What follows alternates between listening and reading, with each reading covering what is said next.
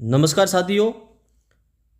आज हमारा टॉपिक है शिक्षण अधिगम के नवाचार। यह टॉपिक रीट के सिलेबस में दे रखा है, जनवरी में एग्जाम है और फर्स्ट ग्रेड में भी दे रखा है। बाकी सेकंड ग्रेड या अन्य एग्जाम्स के अंदर भी इस प्रकार के प्रश्न पूछे जाते हैं। राजस्थान में स्माइल कार्यक्रम है, उसका पूरा नाम क्या है? पहला प्रश्न ये है। तो स्माइल का पूरा नाम क्या है? Social media interface for learning engagement. Social media interface for learning engagement. Smile 10 कार्यक्रम की शुरुआत राजस्थान में कब की गई थी? 13 अप्रैल 2020 को। कोरोना काल में 13 अप्रैल 2020 को स्माइल 1.0 की शुरुआत की गई थी। स्माइल 2.0 कार्यक्रम है, उसकी शुरुआत जिसका मुख्य उद्देश्य गृह होमवर्क वितरण था, तो ये 2 नवंबर 2020, कोरोना काल की बात है, ये सभी 2 नवंबर 2020 को। दूसरा, शिक्षा वाणी किस प्रकार का नवाचार है? जो शिक्षा वाणी है वो किस प्रकार का नवाचार है? यह एक रेडियो कार्यक्रम है। आकाशवाणी यानी रेडियो कार्यक्रम 11 मई 2020 को शुरू किया गया था। शिक्षा वाणी जिसका प्रसारण रोजाना 55 मिनट होता है। शिक्षा दर्शन कार्यक्रम का प्रसारण किस चैनल पर किया जाता है? डीडी राजस्थान पर किया जाता है। शिक्षा दर्शन का 1 जून 2020। फर्स्ट ग्रेड में ये मैनेजमेंट में जरूर इससे संबंधित प्रश्न पूछे जाते हैं, रीट में तो है ही। हवा महल कार्यक्रम का मुख्य स्लोगन क्या है? यह है कोरोना समय में बच्चों का झरोखा। कोरोना समय में बच्चों का झरोखा, हवा महल। ये 2 मई 2020 को शुरू किया गया था। राजस्थान के शिक्षा में बढ़ते कदम RKSMBK कार्यक्रम का शुभारंभ कब किया गया था? ये 11 जुलाई 2022 को। RKSMBK का कार्यक्रम शुरुआत कब हुई? 11 जुलाई 2022 को, जो अभी भी चल रहा है। मुख्यमंत्री द्वारा 11 जुलाई 1 से 8 तक के छात्रों को लर्निंग गैप को कम करने के लिए इस ब्रिज कोर्स की शुरुआत की थी। RKSMBK के कार्यक्रम के तहत आकलन जो असेसमेंट के लिए किस तकनीक का प्रयोग किया जाता है? आर्टिफिशियल इंटेलिजेंस AI और OCR ऐप का उपयोग किया जाता है, जिसके माध्यम से बच्चों की आंसर शीट है उसकी फोटो ऐप, ये जो RKSMBK ऐप है उस पर डाली जाती है और उसके आधार पर इसका आकलन होता है। शिक्षक बच्चों की वर्कबुक के पन्नों को RKSMBK ऐप के माध्यम से स्कैन करते हैं, जिसका मूल्यांकन AI तकनीक से होता है। मिशन बुनियाद कार्यक्रम का मुख्य आधार क्या है? इसका मुख्य आधार है PAL, डिजिटल टैबलेट आधारित शिक्षा, यानी पर्सनलाइज्ड एडेप्टिव लर्निंग। इस कार्यक्रम बच्चों को टैबलेट के माध्यम से उनकी व्यक्तिगत सीखने की क्षमता के अनुसार डिजिटल कंटेंट उपलब्ध कराया जाता है। दीक्षा राइज पोर्टल में राइज का पूर्ण रूप क्या है? जो राइज है ना, उसका फुल फॉर्म क्या है? Rajasthan interface for school educators.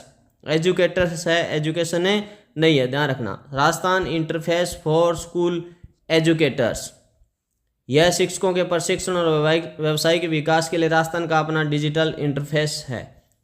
Sanskrit शिक्षा विभाग द्वारा विकसित देववाणी ऐप का उद्देश्य क्या है? जो देववाणी ऐप है उसका उद्देश्य क्या है? संस्कृत भाषा में कंटेंट ऑनलाइन शिक्षा प्रदान करना। कंटेंट और ऑनलाइन शिक्षा प्रदान करना संस्कृत भाषा में, ये है देववाणी ऐप। 18 अगस्त 2020 को इसे शुरू किया गया था। आओ घर में सीखे 2.0 अभियान की शुरुआत तो ये 21 जून 2021 को शुरू की गई थी। नो बैग डे के नवाचार के तहत हर शनिवार के लिए अलग अलग थीम तय की गई है। दूसरे शनिवार की थीम क्या है? भाषा कौशल का विकास, यानी प्रत्येक शनिवार की अलग अलग थीम है। तो दूसरे शनिवार की, जो महीने का दूसरा शनिवार है, उसकी थीम क्या है? भाषा कौशल का विकास। प्रत्येक शनिवार की थीम अलग अलग है। पहले शनिवार को होती है राजस्थान को पहचानो, दूसरा है भाषा कौशल का विकास, तीसरा शनिवार आता है तो खेलो राजस्थान, और चौथा है मैं वैज्ञानिक बनूं, और यदि पांचवा आता है तो बाल सभा। याद रहेगा, राजस्थान को पहचानो, भाषा कौशल का विकास, खेले राजस्थान, मैं वैज्ञानिक बनूं, बाल सभा। बैक टू स्कूल कार्यक्रम का मुख्य उद्देश्य क्या था? कोरोना काल के लर्निंग लॉस की क्षतिपूर्ति करना। लंबे समय तक स्कूल बंद रहने के कारण बच्चों की सीखने की क्षमता में कमी आई, दूर करने के लिए कार्यक्रम चलाया गया था। कक्षा प्रोजेक्ट राजस्थान सरकार और किस संस्था का साझा प्रयास है? ये केर्न, वेदांता और मिशन ज्ञान दोनों के सहयोग से चल रहा है। शाला संबलन ऐप का मुख्य कार्य क्या है? विद्यालयों के निरीक्षण को डिजिटल और पारदर्शी बनाना। मिशन ज्ञान ऐप पर उपलब्ध सामग्री किस कक्षा तक के लिए है मिशन ज्ञान में है 1 से 12 तक। याद रखना, मिशन ज्ञान 1 से 12 तक। राजीव गांधी कैरियर पोर्टल की शुरुआत किसके सहयोग से की गई? यूनिसेफ के सहयोग से की गई। कक्षा 9 से 12 तक के बच्चों के लिए कैरियर मार्गदर्शन देने के लिए 6 फरवरी 2019 को यूनिसेफ के सहयोग से शुरू किया गया। क्लिक कार्यक्रम का संबंध किससे है? माध्यमिक स्तर के बच्चों को, छात्रों को कंप्यूटर साक्षर बनाने में के लिए है। ये क्लिक क्या है? कंप्यूटर साक्षरता के लिए, computer literacy intensive for comprehensive knowledge इसका पूरा नाम है। स्टार्स प्रोजेक्ट राजस्थान में भी लागू है को किस अंतर्राष्ट्रीय संस्था द्वारा वित्तीय सहायता दी जाती है? विश्व बैंक यानी वर्ल्ड बैंक इसको सहायता देता है। किसको? स्टार्स को। स्टार्स क्या है? Strengthening teaching learning and result for states project शिक्षा में सुधार के लिए विश्व बैंक द्वारा वित्त पोषित है। शिक्षा वाणी कार्यक्रम की शुरुआत मीना की कहानी का समय कितना निर्धारित था? 15 मिनट। रेडियो कार्यक्रम बच्चों की रुचि बढ़ाने के लिए 15 मिनट का समय मीना की कहानी के लिए आरक्षित होता है। डिजिटल बोर्ड योजना के तहत राजस्थान के माध्यमिक विद्यालयों के कक्षों को क्या बनाया जा रहा है? स्मार्ट क्लासरूम बना। डिजिटल के लिए क्या कर रहे हैं? स्मार्ट क्लासरूम बना रहे हैं। जो स्मार्ट बोर्ड है वो विद्यालयों को उपलब्ध करवा रही है गवर्नमेंट। सत्यमेव जयते कार्यक्रम का संबंध किस नवाचार से है? नैतिक शिक्षा और मूल्यों के संवर्धन से है। जो नैतिक शिक्षा है वो देने के लिए और मूल्यों के मतलब संजो के रखने के लिए जो कार्यक्रम है उसका नाम है सत्यमेव जयते। सरकारी स्कूलों में बच्चों के नैतिक मूल्यों और देशभक्ति की भावना बढ़ने के लिए कार्यक्रम चलाया गया।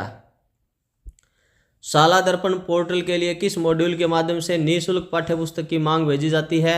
विद्यालय मॉड्यूल या इन्वेंट्री के माध्यम से ये जो निःशुल्क पाठ्यपुस्तक होती है वो प्रत्येक साल स्कूल को भेजनी पड़ती है गवर्नमेंट के लिए कि हमारे इस स्कूल में इतने पुस्तकों की और ज़्यादा आवश्यकता है।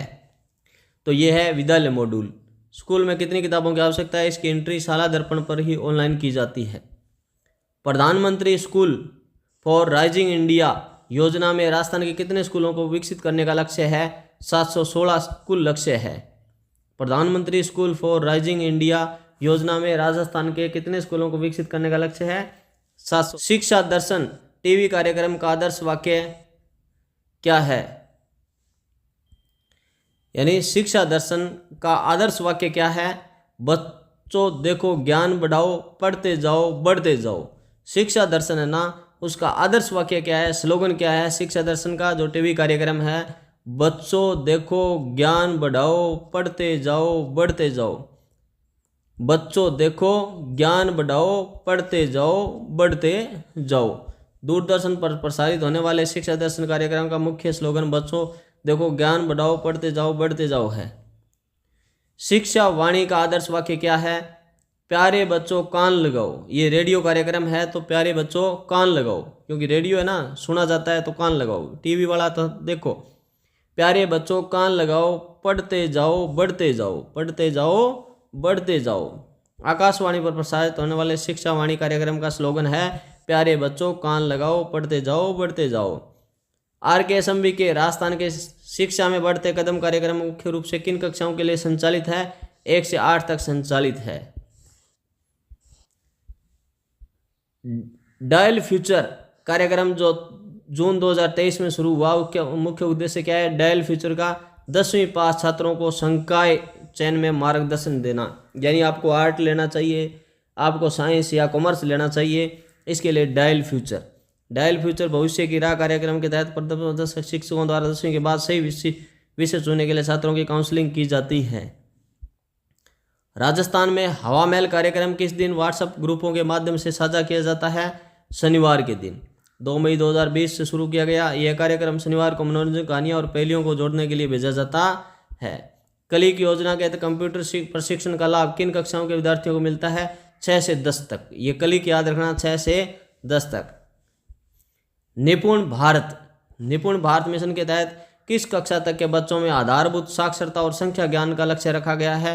कक्षा 3 तक है ये। निपुण भारत कक्षा 3 तक। इसका लक्ष्य है 2026-27 तक प्रत्येक बच्चा कक्षा 3 के अंत तक पढ़ने लिखने और अंकगणित की बुनियादी दक्षता हासिल कर ले। इसके लिए निपुण भारत। शाला दर्पण पोर्टल पर उपलब्ध स्टाफ विंडो का मुख्य उपयोग क्या है? शिक्षकों के अवकाश, स्थानांतरण और व्यक्तिगत विवरण हेतु है। ये शाला दर्पण पर स्टाफ विंडो में क्या होता है? शिक्षक जो अवकाश लेते हैं, ट्रांसफर है, व्यक्तिगत उनका विवरण है ना, वो स्टाफ विंडो में ही मिलता है। आओ घर में सीखे कार्यक्रम का प्रथम चरण कब शुरू हुआ था? 19 मई 2020 को। स्माइल के पूरक के रूप में 19 मई 2020 को आओ घर में सीखे अभियान शुरू किया गया था। डिजिटल लर्निंग को बढ़ावा देने हेतु स्कूलों में स्थापित ICT लैब का पूरा नाम क्या है? Information and communication technology. ICT lab है ना, उसका फुल फॉर्म क्या है? Information and communication technology. ICT का अर्थ सूचना एवं संचार प्रौद्योगिकी, जिसके तहत स्कूलों में कंप्यूटर लैब स्थापित की गई है। ज्ञान संकल्प पोर्टल का शुभारंभ कब किया गया था? ये 5 अगस्त 2017 को। ज्ञान संकल्प पोर्टल का शुरुआत कब किया गया था? 5 अगस्त 2017 को। स्कूलों के विकास हेतु CSR और दानदाताओं से सहयोग प्राप्त करने के लिए 5 अगस्त 2017 को इसे शुरू किया गया था। राजीव गांधी कैरियर पोर्टल पर लॉगिन करने के लिए छात्र को किसकी आवश्यकता होती है? शाला दर्पण ID की और छात्र NIC कोड की, दोनों की जरूरत होती है। प्रत्येक छात्र को अपने विशिष्ट स्टूडेंट ID के माध्यम से इस पोर्टल पर लॉगिन करना होता है। मिशन ज्ञान प्रोजेक्ट का मोबाइल ऐप किस नाम से जाना जाता है? मिशन ज्ञान का मिशन ज्ञान ऐप के नाम से ही जाना जाता है। नो बैग डे की शुरुआत राजस्थान के सरकारी स्कूलों में किस स्तर में हुई थी? 2020-21 में इसकी घोषणा हुई और 22-23 से इसको प्रभावी कर दिया गया। याद रखना, नो बैग डे 20-21 में घोषणा कर दी, 22-23 में इसको प्रभावी कर दिया गया। दीक्षा पोर्टल राष्ट्रीय स्तर पर कब लॉन्च किया गया था? ये 5 सितंबर 2017 को। दीक्षा है ना, ये 5 सितंबर 2017 को राष्ट्रीय स्तर पर भारत के उपराष्ट्रपति द्वारा 5 सितंबर 2017 को एक डिजिटल प्लेटफॉर्म के रूप में इसे लॉन्च किया गया था। स्माइल 30 के अंतर्गत प्रत्येक बुधवार को क्या आयोजित किया जाता था? व्हाट्सएप आधारित क्विज, प्रत्येक बुधवार को, याद रखना ना। ई-सखी योजना का मुख्य उद्देश्य क्या है? महिलाओं और छात्रों को डिजिटल रूप से साक्षर बनाना। ई-सखी राज्य की महिलाओं को डिजिटल तकनीक, सरकारी सेवाओं की जानकारी देने के लिए नवाचार चलाया गया था। शाला सम्मेलन ऐप के माध्यम से निरीक्षण के दौरान कितने मुख्य इंडिकेटर्स पर स्कूल की ग्रेडिंग की जाती है? विभिन्न शैक्षणिक और सह शैक्षणिक मानक इसमें शामिल किए जाते हैं। यह ऐप स्कूल की साफ सफाई, नामांकन, विशेष रूप से सीखने के प्रतिफल, लर्निंग आउटकम की जांच करता है, जिसका नाम क्या है? शाला सम्मेलन ऐप। ये कल्प कार्यक्रम का संबंध किससे है? कंप्यूटर सहायता प्राप्त अधिगम से इसका संबंध है। कल्प है ना, computer aided learning program, computer aided learning program Kalp. प्रारंभिक शिक्षा के छात्रों को कंप्यूटर के माध्यम से कठिन विषयों को सरल तरीके से सिखाने हेतु कल्प चलाया गया। मुख्यमंत्री हमारी बेटी योजना के तहत किन छात्रों को वित्तीय सहायता दी जाती है? प्रत्येक जिले की मेधावी टॉप छात्राएं, जिनमें अनाथ और BPL भी शामिल है। जिले में प्रथम आने वाले छात्रों को व्यावसायिक शिक्षा और उच्च शिक्षा के लिए आर्थिक मदद दी जाती है। बालिका शिक्षा फाउंडेशन की स्थापना कब हुई थी? 30 मार्च 1995 को। बालिका शिक्षा को बढ़ावा देने हेतु 30 मार्च 1995 को इस महत्वपूर्ण संस्थान की स्थापना की गई थी। मित्रों, प्लीज़ पोलाइट रिक्वेस्ट आपसे, चैनल को आप शेयर जरूर करो, सब्सक्राइब भी कर लो, जिससे आगे के वीडियो आपको मिलते रहें। लर्निंग आउटकम्स का क्या अर्थ है? विद्यार्थी ने नया और कितना सीखा, इसका अपेक्षित स्तर है। लर्निंग आउटकम मतलब क्या होता है? विद्यार्थी ने कितना सीखा और ये इसका अपेक्षित स्तर क्या है। इसे सीखने के प्रतिफल कहा जाता है। यह बताते हैं कि किसी कक्षा के छात्र को निश्चित दक्षताएं प्राप्त हुई या नहीं हुई। स्टार्स प्रोजेक्ट राजस्थान के कितने जिलों में संचालित है? सभी 33 जिलों में, नए जिलों सहित संपूर्ण राज्य में यह संचालित है। विद्यांजलि पोर्टल का उद्देश्य क्या है? स्वयंसेवकों और पूर्व छात्रों के माध्यम से स्कूलों को सामुदायिक सहयोग देना। इसके माध्यम से समुदाय का कोई भी व्यक्ति या संस्था सरकारी स्कूलों को सेवा या संसाधन दान कर सकते हैं। मदद पोर्टल का संबंध किससे है? विदेश में पढ़ने वाले भारतीय छात्रों की समस्याओं के समाधान के लिए नवाचार के रूप में यह विदेशों में उच्च शिक्षा ले रहे छात्रों की सहायता प्रदान करने के लिए बनाया गया है। तो इस प्रकार मित्रों यह टॉपिक हमारा यहाँ कंप्लीट होता है। प्लीज़ आपसे रिक्वेस्ट है आप चैनल को ज़रूर शेयर करें, यदि आपको अच्छा लगे तो लाइक करें। किसी भी प्रकार की कोई भी आपको शिकायत शिकवा कुछ भी हो तो कमेंट ज़रूर करें। ओके, थैंक यू दोस्तों।